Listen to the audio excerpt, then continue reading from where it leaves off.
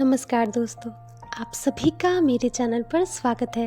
Video पसंद आए तो चैनल को लाइक, शेयर और सब्सक्राइब करिएगा और साथ ही बेल आइकन को प्रेस कर दीजिएगा ताकि मेरी हर नई वीडियो की नोटिफिकेशन आपको मिलती रहे। बहुत पुरानी बात है, चाइना के किसी एक गांव में 3 भिक्षु रहा करते थे। उनका नाम किसी को नहीं पता था क्योंकि उन्होंने कभी अपने बारे में किसी को कुछ भी नहीं बताया था।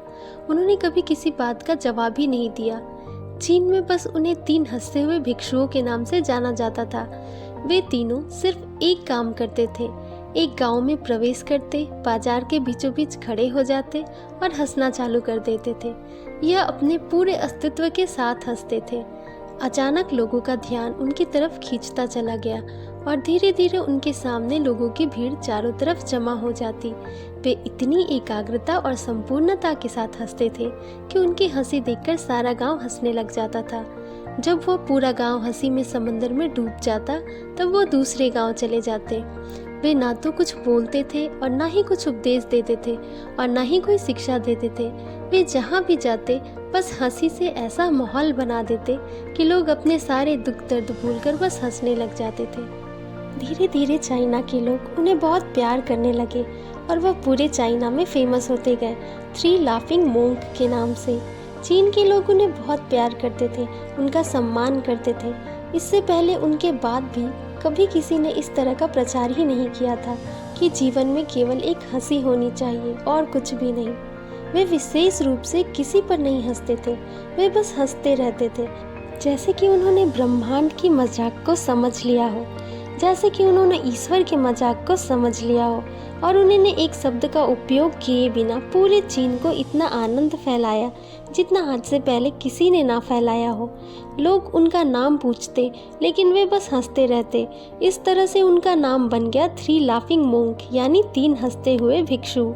पूरे चीन में घूम घूम कर लोगों को हंसाते हुए समय के साथ वे तीनों बूढ़े हो गए।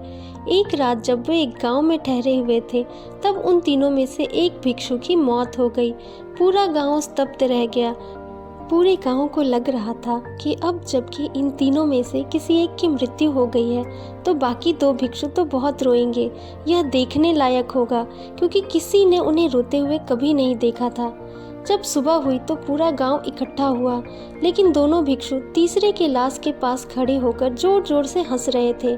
ऐसी हंसी जैसे उन्होंने आज से पहले कभी नहीं हंसी हो। गांव के कुछ बड़े बुजुर्गों ने उन्हें समझाने की कोशिश की, यह आपका साथी था और इसकी मृत्यु पर आपको हंसना नहीं चाहिए। तब उस दिन पहली बार उन भिक्षुओं ने लोगों से बात की और कहा, हम हंस रहे हैं क्योंकि यह आदमी जीत गया है। हम हमेशा सोचते थे कि कौन मरेगा, लेकिन इस आदमी ने पहले मरकर हमें हरा दिया। हम अपनी हार और इसकी जीत पर हंस रहे हैं। इसके अलावा ये कई वर्षों तक हमारे साथ रहा। हम एक साथ हंसते, हमने एक दूसरे की मौजूदगी, उपस्थिति का आनंद लिया। उसे अंतिम विदा देने का इससे बेहतर तरीका और क्या हो सकता है। हम केवल हंस सकते हैं, लेकिन पूरा गांव उदास था। जब मृत भिक्षु के शरीर के अंतिम संस्कार के लिए चिता पर लेटाया गया तो सारे गांव वालों को एहसास हुआ कि शेष भिक्षु केवल मजाक नहीं कर रहे थे, वे तीसरा जो मृत था वह भी हंस रहा था। चीन में एक प्रथा थी कि जब किसी इंसान की मृत्यु हो जाती थी तब उसके पुराने कपड़े उतार कर उसे नहला धुलाकर उसे एक नया कपड़ा पहना दिया जाता था। लेकिन मरने से पहले उस भिक्षु ने अपने साथियों से अपने कपड़े ना बदलने के लिए कहा था। तीसरे भिक्षु ने कहा था, मुझे स्नान मत करवाना क्योंकि मैं कभी अशुद्ध हुआ ही नहीं। मेरे जीवन में इतनी हंसी आई कि कोई अशुद्धता जमा ही नहीं हो सकी। मैंने कोई धूल जमा ही नहीं की है। हंसी हमेशा युवा और ताज़ा होती है, इसलिए मुझे नहलाकर मेरे कपड़े मत बदलना। जब उस तीसरे भिक्षु के शरीर पर आग लगाई गई तब गांव वालों को पता चला कि उस भिक्षु ने मरने से पहले अपने कपड़ों में कुछ पुराने पटाखे छुपा रखे थे, जो आग लगने के बाद आसमान में फटकर रंग बिरंगे कलर में फैल गए। यह देखकर एक बार पूरा गांव जोर जोर से हंसने लगा। तो इस तरह से वह तीसरा भिक्षु मरने से पहले भी गांव वालों को हंसा गया। और यह देखकर शेष दोनों भिक्षुओं ने कहा, चालाक आदमी, तुम मर चुके हो, फिर भी तुमने हमें एक बार फिर से हरा दिया। तुम्हारे द्वारा गांव वालों में ज़्यादा की गई हंसी आखिरी हंसी थी।